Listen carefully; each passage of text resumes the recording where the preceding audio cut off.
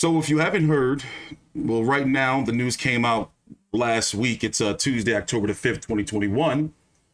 Triller has officially defaulted and are officially out of the promotion of the undisputed, use quotations with that, 135-pound lightweight fight with Teofimo Lopez, WBC franchise, WBA Super, IBF, WBO against his mandatory IBF contender, George Kambosos. Now, George Kambosos was set to make, what was he set to make again? $2.1 million, Big J?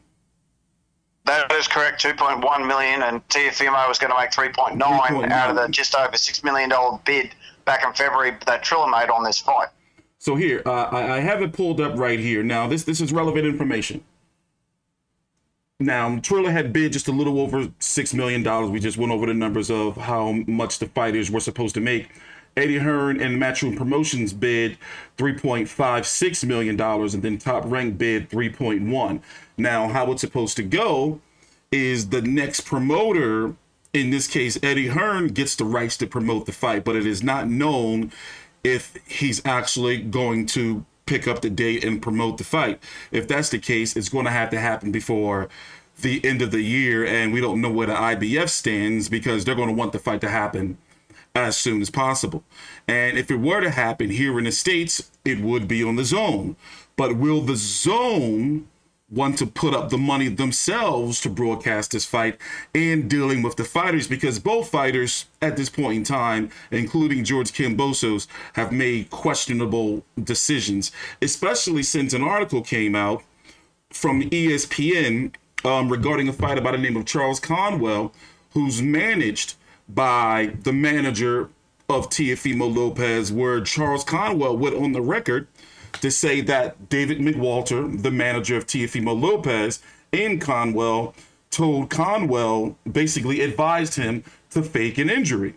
So this brings up when the fight was supposed to happen last, before all these different date changes in, October, the rumored ones for August, and when it was supposed to happen back in June, Teofimo Lopez came down with COVID, ended up in Italy. Sometime in between that, him and his father restructured their deal with Top Rank and did a very questionable interview after Lomachenko versus Nakatani. So everything is all fishy, and right now my biggest fear for Teofimo has come true, and the momentum that he gained is now gone.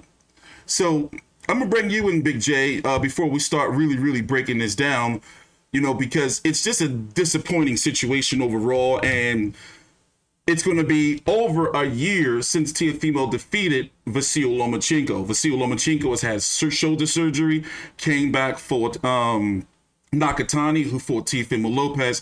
He completely beat him up, looked great, one of his the best he's really looked in, probably his career, like great. That's arguable, but what I'm trying to say is that Loma's going to have another fight in December. It hasn't been official yet, but heavy rumors are it's going to be Richard Comey, who Teofimo iced in what was that, round 1 or 2? I forgot. So round 2. Yeah, round 2. So round 2. Like right now, I'm just so completely frustrated with covering and talking about Lopez versus Kambosos to the point where, George Kambosos' name is well known, but before I let Big J take over, my biggest concern is I believe that Matchroom may not pick up the fight and is going to end up with Top Rank. And with the way things are right now, if that's true with what Top Rank has bid, 65% goes to Teofimo, 35%, according to the purse bid rules, goes to Kambosos. They bid a total of $2.3 million. Remember, Kambosos was going to make $2.1 million. And now he may be making only $800,000. So do they know something that we don't? Do they know that they got like a sure win lawsuit? Because I'm thinking, why didn't he get on the plane? Can you break down the details of that? Well, basically, yeah, George did not agree to the latest date change of October 16th. He was... Teofimo agreed to the change. The IBF agreed to the change. George didn't agree to the change, from what I was hearing. I find it very strange that George, at this point in time, considering all this fucking around and all this date changes and all this, he would pull the pin at the last minute. I mean, basically, this is similar to the Mixer-Rafa fight. Why would you pull out a week and a half before the fight? Yeah. Why is there something? They must know something we don't, because he just basically threw away $2.1 million. I mean, $1.5 million if Top Rank picks up the, if basically, yeah, he threw away a lot of money. Let me read this little clip here. Mayor said, I forgot who this Mayor guy is. But anyway, Mayor said Kambosos and his team quit responding to them. I'm guessing he's from Triller. Quit responding to them. No showing a $37,000 airplane flight from Australia to the U.S. on September the 29th. It was initially demanding $400,000 from Triller to agree to move the fight from October the 4th to the 16th. Lopez agrees to move only for a purse advance, but Kambosos, who's the B-side, wanted to be paid additional money. As the mandatory challenger, he would have gotten a career-high $2.1 million purse under the IBF rules of the purse bid. Lopez championed 65% winning bid, which he would have made $3.9 million. Triller had requested the IBF rule Kambosos in default and order a new purse bid, feature Lopez in the next highest available contender, Eastside Cruz. The IBF responded that it would not be available from October 7th to the 4th and would rule on Triller's request after that.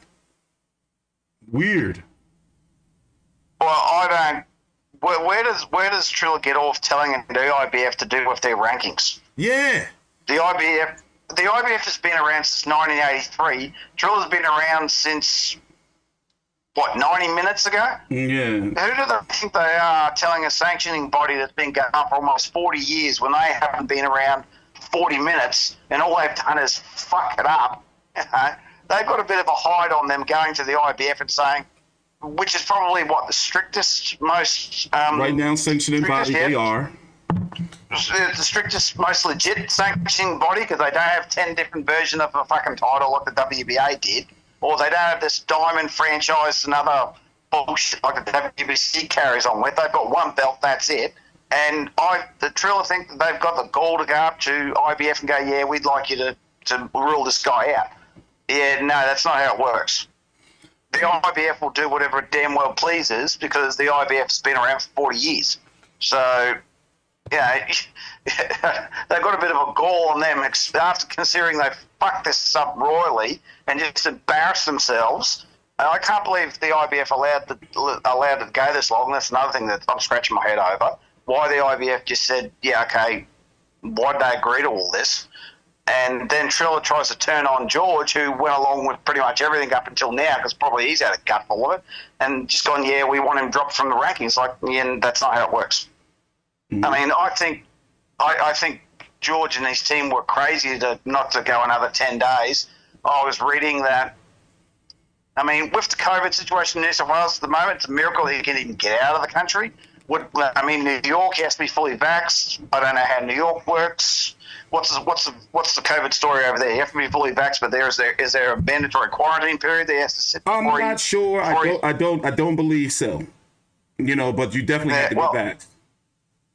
I was reading that he couldn't get a flight until sometime in November to get back home, and then he'd still have to do a two-week quarantine anyway, because New South Wales is getting like anywhere between 600 to 1,300 cases of COVID a day. So New South Wales ain't doing very good at the moment. Any news on his baby? Because we have to point that out. That's very important. The man is having a baby if they haven't had it already. So you can understand his frustration. Got nothing either way. I think his wife was due in September. It's now October, so I'm thinking along the lines the baby has been born, but I haven't been checking, and B, don't know. To be honest, don't know. Yeah. So got nothing on that. So here is I got it here on the screen here. Now, if Matchroom were to pick up the fight, Lopez is going to make $2.28 million, and Kambosos of $1.23 million. Now, they would have to give money out of that to their original promoters. That's how it works, So if Top Rank, basically, it's just a horrible situation, because I really believe that Top Rank is going to end up getting the fight, and both fighters are going to lose out on. In Teofimo's case, he's going to lose out on what, $3 million or so dollars. Now remember, he did restructure his deal with Top Rank, but still, that Triller money was, you know, big money on top of the money he was going to get for Top fighting on a Top Rank card if he would have fought again this year. So you can go ahead and say, and I don't like counting fighters' money, but Teofimo Lopez potentially lost, and depending on what fights, if he would have had 2 fights this year, he potentially lost maybe $3, $4, $5 million plus. You know, and then now you have George Kambosos, who, if Top Rank does pick it up, or even if Matchroom picks it up, you know, he's still going to be walking away with barely $1 million or less than $1 million. And you think, you know, on Kambosos's part, yes, he's having a child. You know, they asked for an extra $400,000, but to get that extra $400,000, then they would have to give Teofimo extra money too. Like, you know, I'm confused. I was riding with Kambosos all the way up until this point, and now it's just completely confusing to me. Yeah, it seems like biting the hand that fed you. But, I mean, was the concern that they were never going to get the money in the first place? Was that a concern? Because, you know, Triller has had a bit of a rumour mill going that they don't pay their fighters on time. I mean, how long do they take to pay Mike and Jonesy? True. How long did they get, you know, Tyson and Jonesy get paid? Also, it's important to point out that the chief boxing officer, I believe that was his official title, Peter Khan, quit Triller less than 3-4 months into his time there, and he's also the manager or a manager of George Kambosos. So you have to think, what did he know to be like, look, you know, ask him for $400,000. I'm just saying, like, it looks kind of fishy there that he may have went to Kambosos and saying, like, listen, I quit. I'm gonna tell you what's going over there. They probably not going to give you your money. It's a real fishy situation right there. Well, don't forget their PR team also quit too. The week before the Holyfield fight, a whole bunch of them pissed off. Yeah, is that right? The very next week, like, you know, like that Monday or Tuesday after the fight, they quit abruptly. So something's definitely going on over there financially. And right now, I have to go ahead and say, I don't want to see Triller in boxing anymore. No, I think they're a bad taste, like, you know. I think they've hit the iceberg and they're going down the head. That's what I think. What's going on with Triller? I mean, we all knew that they weren't going to be around for long anyway. I mean, these novelty fashion fair things never do. So, and they've completely ballsed it up from day one. I mean, what did I say? You know, short-term gain for long-term pain. I think I hit the nail pretty much right on the head. Yeah. So this has been a complete fiasco. This will go down as the biggest fuck up, and not just Australian, but boxing history. It'll be remembered for all the wrong reasons. I mean, this will be the greatest fight that never happened. Yeah. So, I mean, what happens in a default? So it goes to Eddie, but it goes to Eddie, you know, I'm guessing, well, the IBF said they're not ruling on anything until the 7th.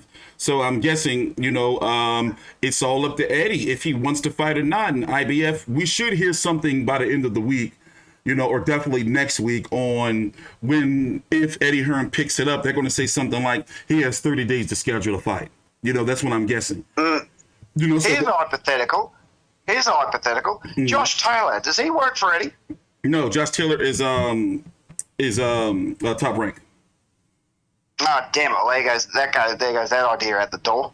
So I think if Josh Taylor works for Eddie, Josh can be at the fight. They could tease a bloody Teofimo versus Josh Taylor thing. But okay, there goes that idea out the door. Yeah, you know, the Teofimo Lopez and Josh Taylor fight has actually been talked about. Teofimo Lopez wants to fight, according to a Boxing Scene article, Josh Taylor at a catchweight for all of the titles, meaning that Josh Taylor would have to move. Josh Taylor's undisputed at 140. He would have to drop down 5 pounds, which is mad, you know, in order for that fight to be able to take place. So both fighters would have to weigh in at 135 pounds for all of the 8 titles, you know, if you're not counting the ring, the major sanctioned and body titles, to be on the line. Yeah, Josh Taylor ain't gonna do that. Yeah, he ain't gonna do that. You know, he ain't gonna do that at all. I did read somewhere that Bob Arum did say that if the fight does default, that Top Rank had a special date lined up for the fight. But we all have to wait. We said that Yeah. Well, we said it like 2 months ago. We said it like 6 videos ago. Yeah, so that's why I believe that the fight is going to happen. You know, under a top rank, but we'll have to wait and see. You know, what Matchroom is going to do. You know, maybe them in the zone and say, you know what, we're going to jump right in on that, or you know, maybe they're just going to be turned off by it, and or may not, you know, have the money or want to put up the money for that type of fight. It's just a shame because this fight should have happened so long ago, and it should have been on Top Rank in the first place. You know, just a regular TV fight. You know, because that's all it was. It was never a pay-per-view. And for those who don't understand, and it's not being mentioned enough, Lopez versus Kambosos was never supposed to be its own event. It was supposed to be as a throw-in fight, or like, oh, wow, they got a real boxing fight on here for Mike Tyson, or excuse me, Holyfield versus Mike Tyson 3. You know, and then they had to try to make this its own card, and it just failed. It just, you know, it just wasn't there. And now that the longer it took to happen or to not happen, it just turned fans off of it more and more and more. And Teofimo Lopez's momentum, you know, has just decreased significantly to the point where he's being laughed at and mocked on social media. Instagram, go read the comments. On his Twitter, go read the comments, because he was talking some heavy shit about how, you know, he's the next pay-per-view star, the takeover. This is not a fight for him. It's not disrespectful, but I'm saying, like, this is all stuff that can be confirmed, you know, and it's like, it's not looking good for him right now. Not at all. I mean, he said, yeah, I can get 2 million buys to this. Bullshit. Yeah, that was crazy. That was crazy. Fury versus Wilder's not even getting those sort of numbers. What makes you think he can get 2 million people? I mean, I've read reports that, you know, if Matchroom wants to, you know, have the fight, have it in Australia, yeah, good luck with that, considering half the country's still in COVID lockdowns. Yeah. And you'd have to promote the buggery out of it for 3 months. So yeah, that ain't going to happen. But, yeah, I think you're right. I think it will go back to Bob, and Bob will just rub his hands together and slap it on, you know, some quick ESPN fix show and get it over. Yeah, some quick fix show, slapping a couple of undercard guys you've never heard of, and get it done. So. And now that New York is back open, it's probably going to be in the same place it was supposed to be with Triller. It's probably going to be in New York. Well, it should be the Barclays Center, because at least I'll get a half-decent crowd for that. That's what they're going to try to do. You know, either the Barclays Center, you know, or depending, like, see, here's the thing. They can get the Barclays Center, but will it really, really, really sell out? You know, it's not known these days with Teofimo Lopez. I'm not sure. I don't know. Well, I think the fans are absolutely sick of this fight. Mm-hmm. And, you know, I mean, as you said, they're going after him pretty hard on old social media. I mean, he puts up a lot of his, you know, go with God posts, or his religious posts or whatever. Then that's fine. I don't, you know, good on you, mate. Okay, fair enough. He's a devout. Is he Christian or Catholic? Not sure. Doesn't matter. Whatever his religious beliefs are, that's fine. He does that thing. Good on him. You know, and that's basically that's all the social media posts I see from him. Haven't heard much from George in the last few days, which I find a little concerning. But maybe he's busy doing other things. Yeah, but that's. I mean, the interest in this fight is dead. Teofimo has completely killed off whatever momentum he had from last year. George really hasn't got a chance to get any momentum. He's only really been in the headlines for all the wrong reasons. Yeah. And yeah, this is just something that boxing would like to sweep under the rug and forget it ever happened. But unfortunately, it's going to go down in the history books as one of the biggest fuck-ups of all time, if not that biggest fuck-up. I mean, can you think of a boxing event that's been more dicked around than this? I can't. You know, it's tiring, and, you know, frankly, I'm sick of talking about it. So I'm guessing the next news we're going to be talking about is when it heads to another broadcaster. And as we talked about earlier in the video, I'm pretty sure we're going to be hearing something by the end of the week, if definitely not next week, on, you know, if Eddie Hearn or Bob Arum is going to pick it up, because they're going to give them a certain amount of days to get this fight done. Yeah, so this fight still will occur regardless. George is still the mandatory, because this is not any of their fault. Yeah. The IBF's not going to turn around and say to George, oh, yeah, you're not the mandatory no more. Yeah, and George has got to get over here to the States, you know? Yeah, exactly. So, you know, I think him and his team, they know something, you know, because for them to leave that much money on the table, you know, they know something. Well, I mean, if they go through their legal proceedings and they win, good on them, because the amount of dicking around Triller's done, they can only blame themselves. Initially, remember, June 5th was the date, and they'd let Mayweather and Logan Paul scare them off. Yeah, they definitely did. Teofimo didn't get COVID until like 2 weeks later, before the June 19th date. Yeah. So there's been reports out there, it got changed first because of COVID. Bullshit. They let the Mayweather-Logan Paul fight chase them off their date. Chased them off the date. So it wasn't... Teofimo didn't get COVID till after that, till after the first change. Yeah. So people need to, get their facts straight. So just, get your facts straight before you start doing all this other shit people are going on about. Oh, it was COVID. No, horseshit. No, it wasn't. They moved the date first. Nothing to do with Teofimo getting sick. That wasn't until after. And then they moved. How many times did they move this fight? Like 5? Well, I think 5 times. Let me see. June 5th to the 19th. Then Teofimo got sick. Then they moved it to... Fuck, when did they move it to then? October 4th to the 16th. Wasn't supposed to be in April, though? Wasn't it supposed to be? No, it wasn't April. No, it was never in April. They bid on it in February. They won the bid in February. It was always going to be in June. No one had a problem with that. June 5th. Yeah, and there was a whole bunch of rumored dates, like August the 16th and all of that bullshit. Yeah, there was a whole bunch of rumored dates, but I don't think there was they've been shopping for dates since they got chased off the Mayweather Logan Paul weekend. They've been shopping for dates. Yeah, well, they tried to bring it out to Australia, which there was sometime in September. They were going to have it in New York in September, and then they changed it again to October 4th. I can't remember when it was. Yeah. Sometime around September, but it's outrageous. Well, all right, that's enough for me. We'll be back when we hear some news coming up about when the fight or when it's going to take place. And, even if it's Matchroom, we will do a video, because at least I know, that those two promotional companies, they're going to do their best to make sure that none of the bullshit happens and the fight actually goes on. So take your time out, like the video, follow us on Twitter at OldMakeBigJ and TstreeT Controversy. Please subscribe.